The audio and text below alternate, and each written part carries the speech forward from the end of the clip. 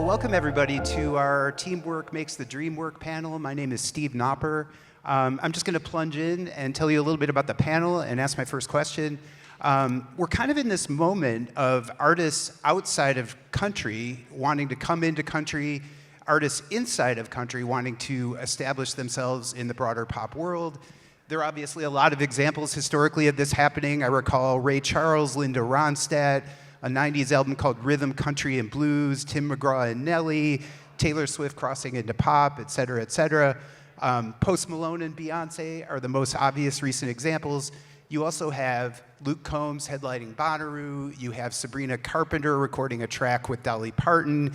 You have Moneybagg Yo and Morgan Wallen, on and on and on and on. Kelsey Ballerini, is taking pop artists on as opening acts on her tour, et cetera. And so the first question I have is, how do labels take advantage of this moment in terms of signing new artists and marketing the artists that they already have with all of this in mind from a country point of view and an outside country point of view? And I'm going to start with MCK. Good. It's interesting because watching the pendulum swing and country just becoming mainstream, I think what people talk about a lot is country became popular, but then to your point, we're seeing the pinnacle of country just becoming mainstream. Like you mentioned Luke headlining Bonnaroo or Dolly being a part of a Sabrina song. Now country is, I think to quote our sweet Lainey Wilson, like country's cool again. So it's interesting to watch from a label perspective how we lean in and are signing acts that are not just based out of Nashville, but based anywhere and are making songs for this specific audience. And then in the marketing of it as well, it's thinking beyond just the country consumer. Historically, we've looked at like, all right, who is the core country audience and how we market that? To use a radio term, a P1. But now, because country is more mainstream, we're thinking about it from a more like hits and pop and mainstream perspective of how do we reach fans that are in every coast. If you've been in New York recently, there's bars that are opening up that are country themed. If you've been in London lately, there's a new bar called Little Nashville. Like country has crossed from being a niche genre to being a mainstream genre, and I think we're approaching the audience from that same perspective as well. Yeah, good points. Talia, let me come to you and ask you, for listeners on Spotify, does genre distinction even matter? Like, does a person who is interested in country on Spotify care whether a song is identified as country or whether a song is identified on pop? I mean, you have genre playlists, but I wonder how that kind of comes into play with this discussion. I mean, every genre has its own solid base of playlists that the audience wants and goes for, but there are many songs that cross over to pops and to hit spaces from all these genres. And in the last 12 months, we've probably seen the most coming from the country space. So you have traditional country artists, you have pop country artists. We've always spoken about country working in UK, Canada, Australia, but this year we've seen maybe the Netherlands were first to pick up on a few of the big country hits this year and program them in their pop playlists. So Shabuzi was a very early example of the Netherlands going in, and Sweden and Norway. So countries we have never seen do that before this year lent in. So it feels like for pop consumers, it's all about the song. They care less about what the distinct genre is or where it was intended to be. It's like, do they like the song? Yes. And then we will see that audience once we playlist it, if they like it or not in real life. Interesting. Kelly, when you are trying to break an artist and you're working with streaming services, is it important to you that the artist sort of continues to live in that artist's own genre? Like, if you're coming to Talia and or her people and trying to market a song that you think is country, that you consider country, and you're marketing it that way, do you want it to stick in the country playlist? I think it's more about the artist proposition overall. I think you have to consider overall artist brand, and is it cohesive and authentically tying to the entire proposition. I also think we use that word authenticity a lot, but it has to do with how it translates, and it also has to do with the audience that the artist is already kind of, to your point, is already kind of drawing into. And so I think we have more resources now to see who that audience is. And I think you consider all of those things plus, branding and positioning and all of that. And I really just I think it's more about the overall, baseline proposition of the artist as opposed to trying to make it fit. I think it's kind of, yes, it's song-based, yes, it's perhaps how production is placed or something like that. I think those factors are all things we can't ignore as music people, but I do think it's now overall kind of a branding thing, and it's more about what the audiences and the fans are telling, kind of holding up the mirror and saying, this is who we are and how we identify with you as an artist.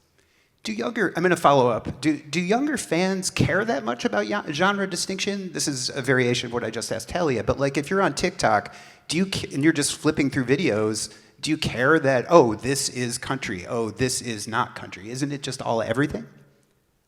Yeah, again, I think it's more about now more than ever because we have this lens, TikTok, socials, all of this. Are they connecting with the artist? It's almost more human in that way. I think we have more access to our artists now than we ever have before. And so it's more, I think, again, it kind of goes into, yes, the songs, but am I looking at this person and saying, this person is like me, I relate to this? And it's a little more vulnerable in that way. I work with Dasha, and she kind of rides that line, that genre line pretty admittedly, but some of her best moments this year have been because she's just been human. And the song, obviously, Austin was a global hit to kind of, all these territories coming into play. But it's been interesting to see her fans because it's been kind of in her human moments that we've kind of started to identify who those people are. And so I don't know if that fully answers the question, but I just think it's about the human and the sonic coming into play. Yeah. And go ahead, Talia. to follow up on Dasha, if I may, Dasha was releasing pop music for a few years before country, and he had never crossed into my world as a pop artist. And then when Austin came out, and it felt like he was authentically who he actually was and wanted to release country music, that was the song that connected.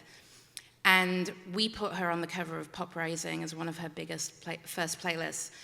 And we had to, thinking about the genre, really think about whether putting her on the cover of a pop playlist, because we saw it as a pop song with country elements, and it's also a country song with pop elements, whether this was going to create ripples in Nashville, and whether the longevity of her career would be affected by where we placed her. And that felt like a concern that is silly and not based around our audience, and more based around worrying about what perceived gatekeepers may think. So, yeah, she's a country artist and she's amazing, but she can also live in pop, and that shouldn't affect her because authentically she's country. Totally. Interesting. Allison, do you want to chime in here from a management point of view? Do your artist clients, do the people you work with care about this type of genre distinction, or is just everybody's everything, as we're kind of discussing? They care very much. It's a constant conversation I'm having with artists and managers. And one of the things we actually, Jackie at Spotify said that I relay to all the managers and artists is pitch the song, not the artist. So meaning if, all of Dasha's music is pop, but there's this one that's kind of country leaning, then pitch that one country. I always say while music is genreless, and we go to every programmer we can where it makes sense, you still want to make sure it hits the right ears, because sometimes you have an artist or manager who wants this very much to be a pop song, but you have to sit and think, if that were to come up on a playlist next to Sabrina Carpenter and Doechii or whoever, would it win? Would that fan want to hear it, or would they skip? So I would say the guidance we give them is to go toward what your core is, what your brand is. That's exactly right. Is what do you feel like your brand is? Make sure you find your fans first, where they are, and then let's see where we can go and make new ones. And a way we can kind of do that a little more, hopefully seamlessly, than saying like, go from country to pop is mood playlisting. That's something mood or event playlisting. We asked to do, we're pitching that more than ever, and hopefully that blends because those can be all genre. Got it. Let me follow up with you, Allison, and I'm going to break the Post Malone seal here for a second. When I did a story for Billboard last year about Post Malone's approach, crossing over into country, and I was talking to a country programmer, and he said, we were kind of talking about the way Post Malone was approaching his album and his campaign compared to previous examples like Sheryl Crow and Steven Tyler and Bon Jovi and on and on and on. And he said, Post Malone kind of came into Nashville, worked with local songwriters, collaborated obviously with major country stars, did the rounds at radio, etc. And he said, that's the difference between what happens when somebody basically brushes up against the genre versus somebody who immerses themselves into the genre. And I'm wondering, how necessary is it for an artist who may be outside country, who wants to come into country, to kind of follow that Post Malone example, or can you come at it from all different directions? We actually had a great discussion when we were preparing for this, and I can't remember if it was Kelly or Mary Catherine who said, I think more of a, are you doing the right approach to be country? It's like, want to do it the Nashville way, or do you want to do it your own way? And I think that's a really important comment that one of them made, because Post Malone came and did it, quote unquote, the Nashville way, and made, just like you said, immersed himself, gained the respect, had country sounding songs because he had country sounding songwriters, while other artists may have not done it. I mean, Zach Bryan, for one, I would argue that at one point, if he had come through Red Light in a more traditional Nashville way, we would have called him Americana, wouldn't have called him country. And now he's the standard everybody in country wants to be. So I think that it's more about that than anything else, about whether you want your brand to kind of adhere to what's already working in country or that has proven worked, or you want to pave your own lane. But country fans like authenticity. So the main point I think that's a common thread that they have to hear is authenticity, and there's a respect for country. The people that make it, the people that do it, the ones that have come before, that's one of the things that really sets country apart, is that you respect for those who came before you. And I feel like if an artist shows that, then they're okay. MCK, do you want to follow up on that? Yeah, it's interesting because having been at Spotify during a lot of like the last, as like the boom of country happened, and then now I've been on the label side for about 6 months, to watch it from both perspectives. But I think when we look at where the growth of the format has happened over the last 5 years, it has come from, there have been down the middle artists that have come up out of Nashville, but a lot of the booming growth really has come from artists, especially in the pandemic, especially thanks to TikTok and streaming. Artist discoveries happening all over, not just from one geographic region. And I think to like steal a streaming term from Spotify, like it's been democratized, which is amazing. And not only has streaming and access for artists been democratized, but discovery has as well for fans. So I think when you're thinking about an established act like a Post Malone coming into the format or making his expression of country music, and I think that doesn't really matter what genre. In my previous life, I worked across all genres, and if Post wanted to go make a Latin record, he would do his expression of what a Latin record was, and I think this was his expression of a country record. And it's amazing because he grew up in Texas, and if you spend any time with him, which I know a lot of people have in the room, he is an encyclopedia of country music, which is amazing. This project is a representation of like his perspective of what country music is, the artist that he loves. And whenever he did his Opry debut, he hand-selected every person that was a part of that. Same on Stagecoach. He had Brad Paisley, Sarah Evans come out, and that's because that was who he grew up on and like wanted. And so I think there's no, in my opinion, if an artist is sitting in front of me saying, MCK, I want to make a country record, I'm like, awesome, let's talk about what that looks like as your expression of the format. If you want to make a dance record, what is that expression? So I think it's more that than, and First Post, that was really successful, to your point, but I don't think there's a formula, because we've seen, kind of going back to what Kelly was saying, authenticity works best, and that's what fans are going to connect with, so yeah. Yeah, and I can also add to that with Dasha as a good example.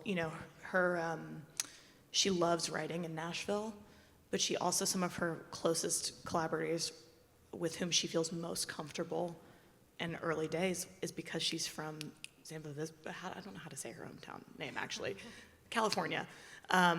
country. Can't help you. Farmland. I need to learn that. But she, horses, that's kind of her thing. But, so there is that element. But she had friends that captured that part of her in LA writing.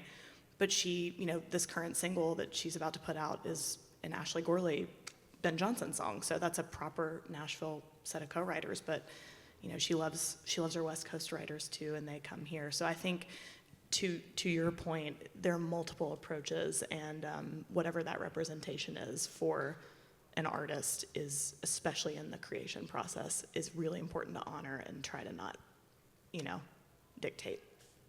Yeah. Talia, we were discussing this before the panel, and it sounds like from what you were saying, it sounds like the idea of whether an artist coming into the country genre does it the traditional Nashville way or some other way doesn't matter to you at all. So is that true, and can you elaborate? I mean, I can only talk for myself in the pop space. I'm clearly the outsider in the room. I'm British. I don't have the heritage of country music. And when I first started working in country, I had very little knowledge. I was just listening to songs and thinking, were they good or not? And that's kind of what I continue to do today, at least in pop. And when anyone can pitch Spotify via the pitch tool, we sit there trying to get through as many songs as we can every week, give everyone a fair chance. And we often hear the song before we know anything about the artist when they're a baby artist. And to me, I'm like, isn't it amazing if I hear what appears to be an incredible country song and I look them up and they're from, I don't know, a small town in Norway or something like that, who have found country music, they've listened to it, they've loved it. They don't have the access to get to Nashville and work with these songwriters, but they've been able to interpret it for themselves and reach us. Maybe the country team here at Spotify finds it, loves it, puts it on a playlist, and then they grow from there. And we don't have to worry about any of the perceived traditional routes that people have to go through. I think it's far more exciting to find someone like that than somebody who, of course, with love to Post Malone, but if I'm talking about baby artists, it's amazing to do that and find those people rather than the people having to trawl America and meet every programmer. It's like, no, you just put a song out and we loved it. Cool. I would say, to add to that, something interesting to think about is, speaking of Post Malone and Beyonce, these established artists that came into country, it was a little bit more of a statement in that I'm gonna work toward making a project in this sound, or they had already started working a project in this sound, so it makes news because the news is like Post goes country, Beyonce goes country. I mean, country's been crossing the barrier for years, and we don't necessarily send a press release out about it. We work with Marin, Sam Hunt went that way naturally. Nobody was out pitching Talia at that point. And so I think sometimes it's been happening for a long time, blending these genres, but I think it's the stars that are seeing the opportunity in country are so massive that it's making everybody pay attention where they maybe weren't paying as much attention to how it was happening before. Yeah, good points. Let me come back to you, Talia.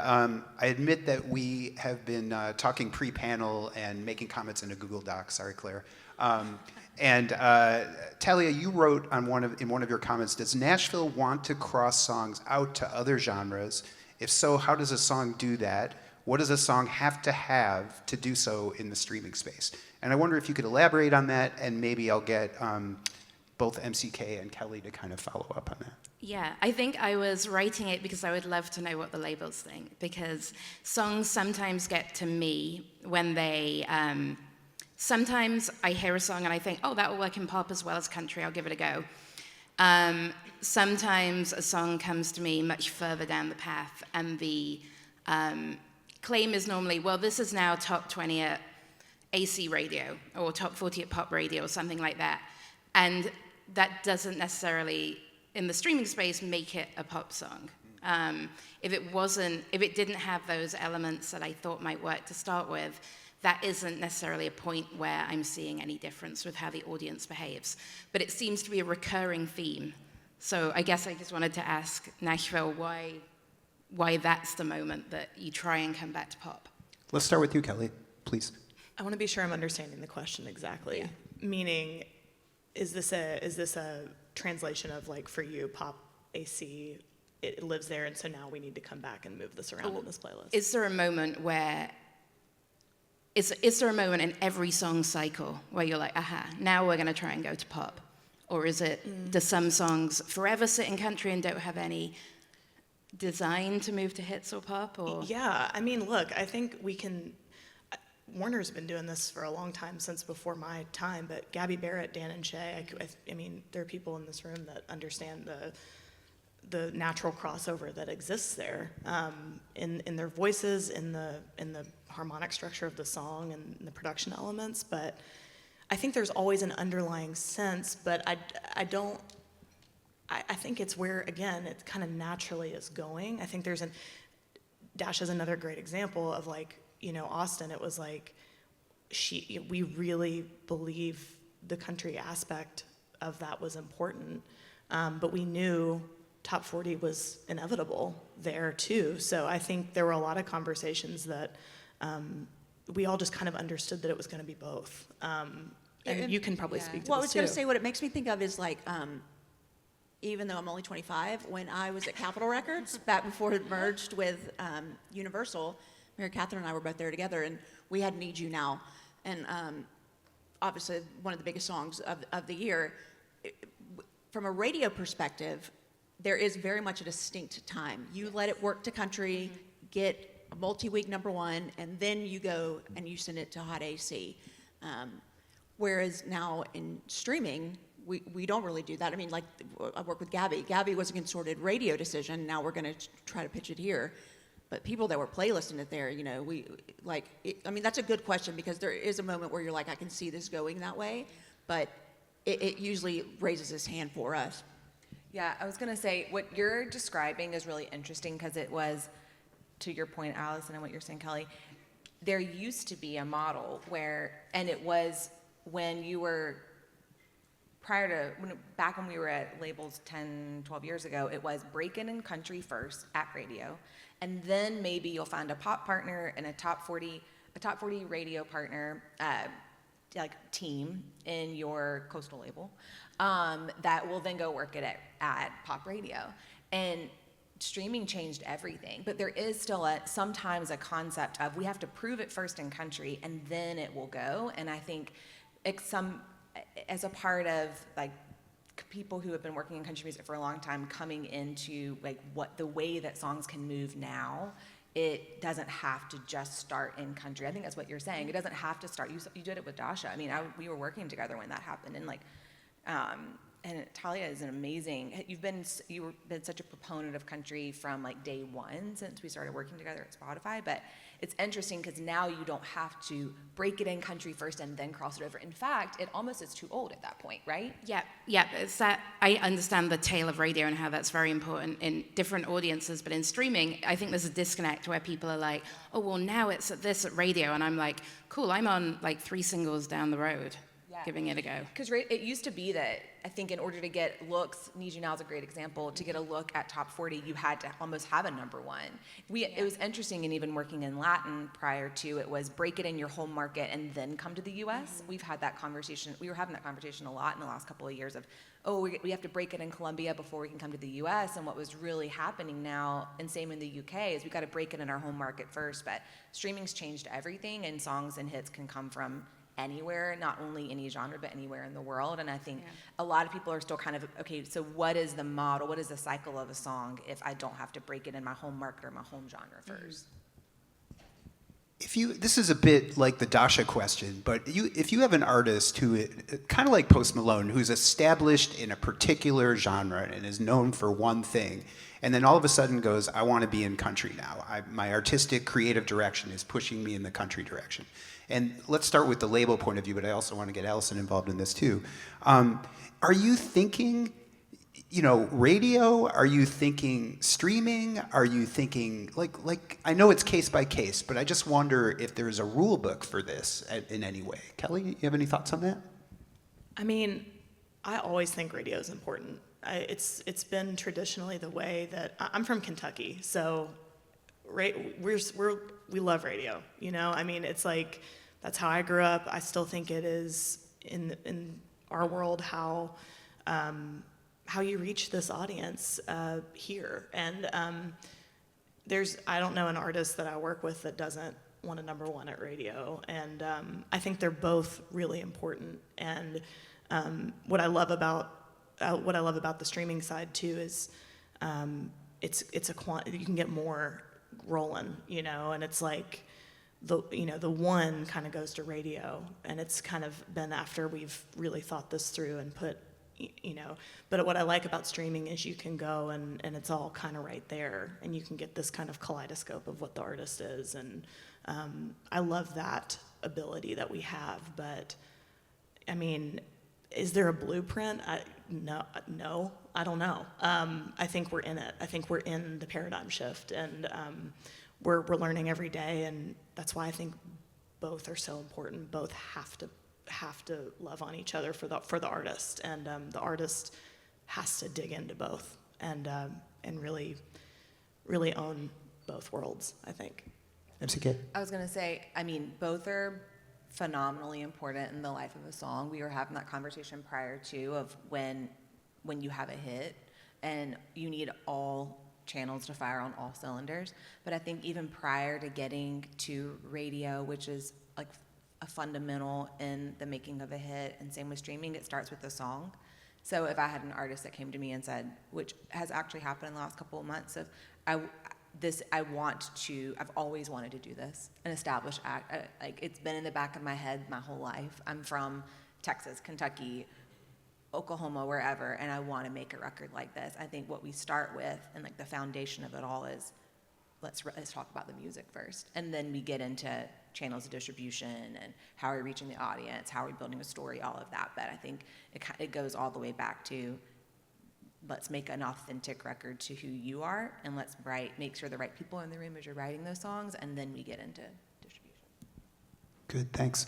Allison, do you agree with Kelly that we're in the paradigm shift? And if so, how does that sort of affect your day-to-day job working with artists?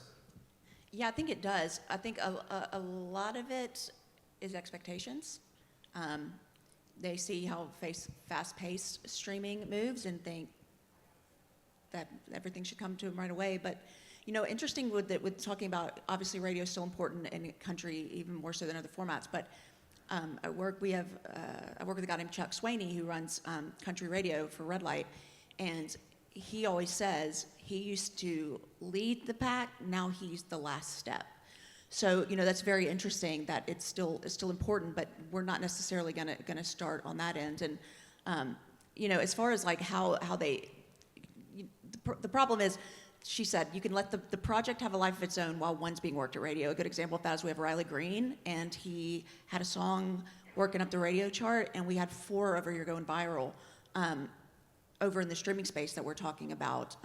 So where I on this end use radio to help with pitching to streaming is to say, like, if I'm talking to Talia, to tell her, hey, this song's going to radio and it's our focus. I use it as a way to say, so for the next couple months, this is where our digital plan is going to follow. This is where our content plan, this is where we're going to put in eyes and ears. But obviously, go ahead and playlist all the others too. Good. Let me broaden this a bit. I mean, part of this panel is not just about particular artists shifting back and forth between genres, but we're in sort of this moment where all of that is happening. There have been moments like this in the past, but this is a pretty pronounced one. I mean, you have Post Malone, you have Beyonce, you have Morgan Wallen, you have giant stars who are swimming in this pool. And I wonder how the industry in general kind of can continue this momentum, keep expanding with the momentum. And I'm thinking about sort of how labels work with streaming. Radio, I think, is an element of this, but not the only element. There's joint ventures with artists. There's labels kind of changing locations and coming in and out of Nashville.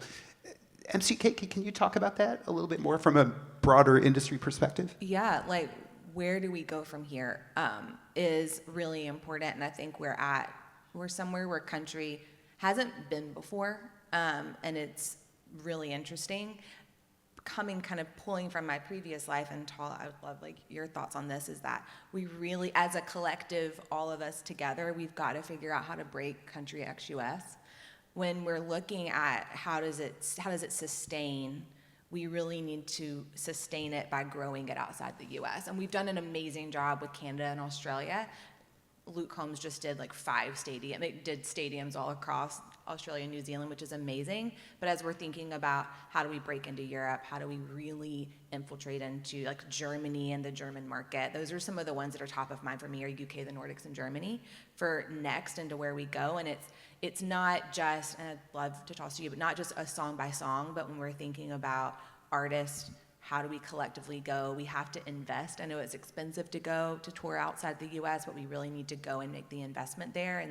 And as I've been really trying to think about this for the next like 18 to 24 months, it is gonna take all of us together. So I think leaning into ex-US and that strategy and really breaking outside the US. If I can add to what Matt Please. said before it goes to Talia, an interesting thing that kind of blends with this whole discussion is we have Kip Moore, and Kip Moore was just quietly really building his touring business and investing and going all over the world. And he had a song, a deep cut from like 2 albums ago, just a PD, you know, in South Africa, they don't have rules about genres, what they're playing, and a South African PD heard one of the songs, started playing on the radio, and he said he'd never gotten more calls in his life. Who is this?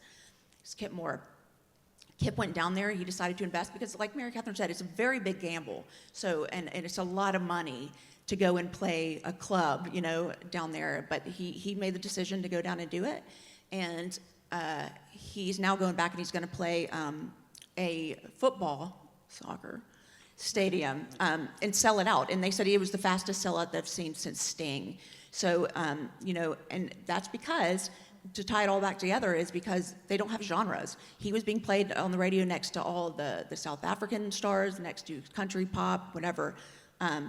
They just heard it and liked it and didn't have rules. So they're like, now there's a lot of South Africans that wearing Kip Moore merch. When was that first Kip Moore club date in Australia? What year was that? Oh, Do you God. remember? It's been recent. I can't remember if he first went before COVID. I think it was after COVID, and he went back the next year. That's how much the demand was, and had already leveled up into the type of venue he was playing. Talia, do you want to address the idea of international Yeah. breaking artists? So yeah, I think we've definitely seen the Nordics, Netherlands, and Germany in streaming space pick up on these country artists and country songs sooner. We all meet all the different editors at Spotify around the world every week and flag songs to each other, so we have a really broad, open dialogue. And the editors in those countries have been very accepting of new sounds and trying out new artists in their spaces. And to take it, just because I know pop better, so just to talk about a slightly different example, if we think about Teddy Swims and Mark Amber had 2 of the biggest pop songs last year. They were on Today's Top Hits nearly the entire year. I saw them beginning to pick up traction in Benelux first. And those 2 men went there and they played constant tiny shows around those regions. So adding on to what was happening in streaming, then radio, then live, they really, really hammered it live. And that does feel like where the investment is needed, topping up what you're hearing with the real life connection you can make with fans live. They were playing tiny shows all day, every day. So that's probably where I'm seeing the opportunity. Interesting. Kelly, I'm going to ask a very broad question here, which speaks to the whole idea of how the industry has changed in the digital age and the streaming age, which is suddenly now you've got country artists coming from every possible direction in the world, as Talia just said it. How does that affect the A&R process? Like, there's signal-to-noise issues there, right? I mean, can you address that? Well, I'll give you a really broad answer. Okay. Please. My A&R process, I'm new on the label side. I'm just a year in. I was a publisher for a decade. So what I always go off of, first of all, I love it because, to Mary Catherine's point earlier, you're getting people who love songwriting and creation from everywhere. And it is a lot of overload every day. I mean, I cannot imagine your life. But when we're sitting and you know, looking at all of these different, like you're saying, it's just constant pinging. At the end of the day, to me, the A&R process has to be, do I like this? And I think the simplicity of that piece is how I have to hang on to, like, the chaos of it being kind of everywhere and all at once. And I do think that's still where the best art comes from is you know, as an A&R person, everybody's taste is different, but if I like it, that's kind of my process, my kind of square one. And then, you know, signing an act or something like that, digging in, again, it's just, even if they have a big moment, digitally or something early, that doesn't make the whole artist. And so you still have to dig in and like really get a foundation. And I think that's never gonna change. That's a thing I hold on to where I'm like, it's still so important to continue to dig and create and try new things and all of that. But the idea that it's coming from everywhere is actually, that's what you were saying earlier. I love to think of somebody in Germany who loves Willie Nelson.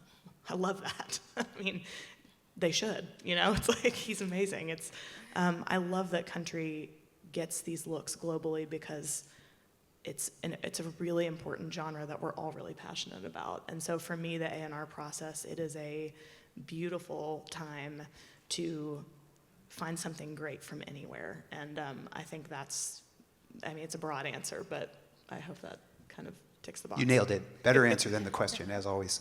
MCK, you can either, I would like to ask you to follow up on what Kelly was saying, but I also want to introduce the idea of, with all this kind of country goes global that we're talking about, this big idea, is the country industry, including labels, including management companies, et cetera, that's part of the ecosystem, are they properly investing in this global expansion and growth? Great question.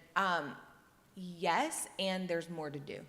And I think that is, to Talia's point, historically, country has toured. If you look at touring, we tour a lot. Our acts are on the road. Fairs and festivals are the bread and butter of how artists are getting in front of fans. I mean, like the West Virginia State Fair is monster and very important, and in the artist's career and in driving revenue, primarily, and reaching audiences. So it's hard when you sit with a manager, and I'd like, Allison's probably can speak to this too, when you sit with a manager and you sit with an artist and you look at their year and you say, we're gonna carve out 3 or 4 months to go ex-US, we may take a hit, like what you were saying about Teddy and Mark, we may take a hit. That is figuring out how you balance and you figure out a new strategy moving forward when it comes to touring, because country artists are on the road. There's a reason that we call them weekend warriors. So, and that's one of the most remarkable things. When I got into the business like 15 years ago, I was looking at like across the board. This was like when Katy Perry was huge, and I was looking and said, George Strait's still touring and he's in his 60s. That doesn't happen across many formats. So it is a bit of a dynamic shift, but everybody's committed to figuring it out. I think in all the rooms that I'm in, we're going, okay, even sitting down with AEG and Live Nation and all the artist agents, we're all trying to crack the code of how do we do this and make it make sense for our artists. And I think it's about a lot of collaboration, a lot of going together, shared resources. How do you share a backline when you're actually, as a lot of those kind of like brass tacks, how do you share a bus when you're outside the US? So some of that is really where, those are the conversations that we're in right now of everyone's committed to it, but how do we actually make it happen? Elson, do you want to follow up on that from a management point of view? I'm thinking about your Kip Moore example, but also like, you know, we're talking about these lofty ideas of like country can come from anywhere, and you know something can break online, you know, regardless of what the industry is like. But then again, it's your job to sort of figure out how do we get this artist from where they are to the Kansas State Fair. You know, can you address that? Yeah, I think it starts with kind of the artist. If the artist, I mean, you need to see a little bit of activity. You know, you want to see that. We look at the streaming markets all the time, but if it actually starts with, does an artist want to invest? Is that important to build their business there? And then a manager who sees that vision. You know, work with Lainey Wilson, and that's very much a goal and a focus of theirs, and they're investing time and efforts into that. I'm going in March to C2C Festival, which is the country festival in London, Dublin, and what's the third one market? Whatever. Is it in Germany? Berlin. Berlin. We'll see you there. You know, going over there and making sure that we are not only meeting the UK counterparts for the existing relationships, but meeting radio and meeting other artists. that's something that we see a lot that is, Mary Catherine said collaborations. Yes, it makes sense for if we have two artists go into Australia, they should partner up both in, resources and also on the actual show. But Kip's an example. He did a collaboration with a South African artist because they had built a relationship, and the song got some streams in South Africa, not so much here. You've seen Lainey do that. So I think it is important, but it takes it takes a financial commitment, but I think it takes a branding time commitment too, to be like, this is important to me, and I want to keep reaching new fans. Kelly, do you want to add to that? Oh, I'm sorry. Talia, did you have a No, thought? I was just going Please. to dip in with Jelly Roll announced that he was added to the European leg of post-tour yesterday. And Europe hasn't been able to see Jelly live yet, and I think it's so important. Like, seeing him live and feeling his whole thing is so important to Jelly breaking in those territories. And I feel like there has been kind of a limit to how much people can understand him, particularly outside of America, until they see him live. So I'm so excited to see kind of the breakthrough that might happen and how live will affect him streaming outside of the US. I think that's a really interesting to watch with the live element. Yeah, good point. Kelly, did you want to respond to that idea of resources, and are the proper resources being committed to this? I would just kind of agree with what Mary Catherine said. I think it's a daily conversation. I think we're in it. But yeah, it's hugely important, and that's and it's necessary. It's where we're going. It's where we are. So yeah, I really just mostly agree completely. I have nothing new to add. I was going to say too, it's I was looking at a lot of the data recently. Streaming and TikTok were propelling the ex-US growth, and discovery is happening on, I don't have any shared this with you yet. A majority of discovery ex-US is happening through DSP playlist, which is awesome. So you're seeing, like, there's a handle that has copped the entire Hot Country branding in the UK, and it's called like Hot Country UK, and it has nothing to do with Spotify, but what? You're working on it. Oh, they're high. It's great. But that's amazing. And so what we also recognize, though, on the label side is that a lot of the onus is on us whereas we can't just come to a DSP and say, hi, our song's working and our song's working, quote, quote. We really have to do the due diligence to build the fan there and lean in and do content strategy. How do you grow a TikTok presence ex-US, because traditional media is a little bit lagging behind in these European markets in particular. You're not really seeing BBC saying, I'm fully leaned in. They will when it gets to like a certain level, but we really have to go and build like the grassroots movement over there because the proper country infrastructure is not already established. So I do think that's something that's different than breaking an act in the US, where we have established pipelines for breaking country acts. That doesn't really exist ex-US. Good thoughts. Well, I just got the text that we have about 5 minutes left, and I'm going to end on a slightly different note and ask each of you about an emerging artist or two that you're excited about. So let's go in reverse order here, and I'll start with Allison, please.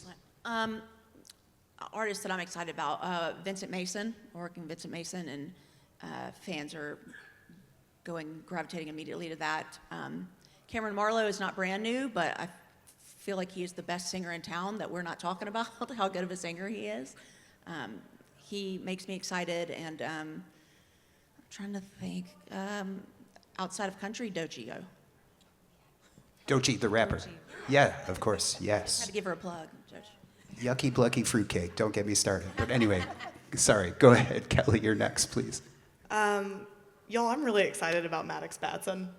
He is like just a dream to work with. He's a young guy with a lot of wisdom for 15 years old, and I'm so excited for his journey and the fan base he's building, and it's just so natural to him to be on stage, entertaining, loving on his fans, all of that.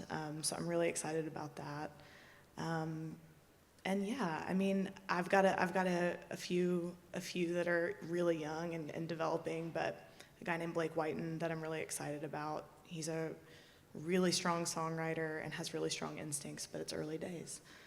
So, those are two that I'm excited about, and very excited for Dash's next era too, and what's coming for her. It's something she's being really reverent with the process and being really intentional, and I'm really proud of the direction and the solidarity that she's holding on to for who she is as an artist after coming off of such a massive hit. She's doing the work, and she's crushing it. She's amazing.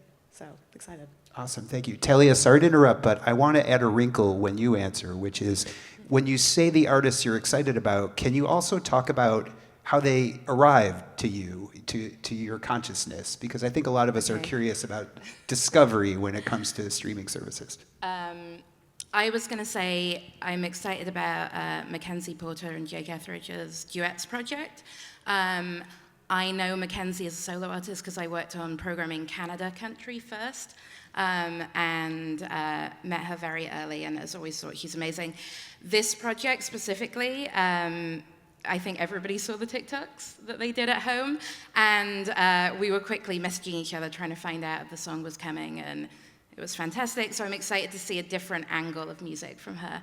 And then I'm going to say Zach Top would be my other one, because he's so outside my world and so like traditional country that I think he's on Hot Hits USA, which is a hits playlist on Spotify. And it is such an unusual sound to be on that playlist that I found him because our country team had programmed him in the country playlist, and I was like, who's this? I know nothing about him with his mustache and his hat. I love him. So I think from a pop perspective, people are like, who is he? We don't know him. We don't know this world of country music that's so specific to Zach. So I'm excited to dig in and hear more from him. I haven't seen him live yet, so hopefully soon. Awesome, thank you. MCK, take us home. I'll round us out. I have 3. First is I'm really excited about Karim Leon. He's on Island Records with us and joint with Virgin. And if you've been teasing this week, he's been in Nashville working on a project. And it is the most incredible, like, blend of musica mexicana and country, and the little bit that we've heard so far is remarkable. So I'm really excited about what's to come with him in particular in that space. Second is top of mind for me right now is that it's kind of in this world, but and it's crossing over more into it. Is there's a Marcus King's been working on a project that's remarkable as well, and has been writing in town. And then I couldn't be more excited about Tucker Wetmore on Mercury with UMG Nashville, and the project he's been working on is also incredible. And if you've seen the show live lately, it's just like the fan base is incredible. Just announced headlining the Ryman, so those are my 3. Awesome. Well, this has been a fantastic panel. Thanks to CRS, thanks to Claire and her people for setting it up. Thanks to all these heavy hitters on this panel. You're all wonderful. I really appreciate your being here. So enjoy the rest of CRS and stay warm. Thanks, Steve. Thank you.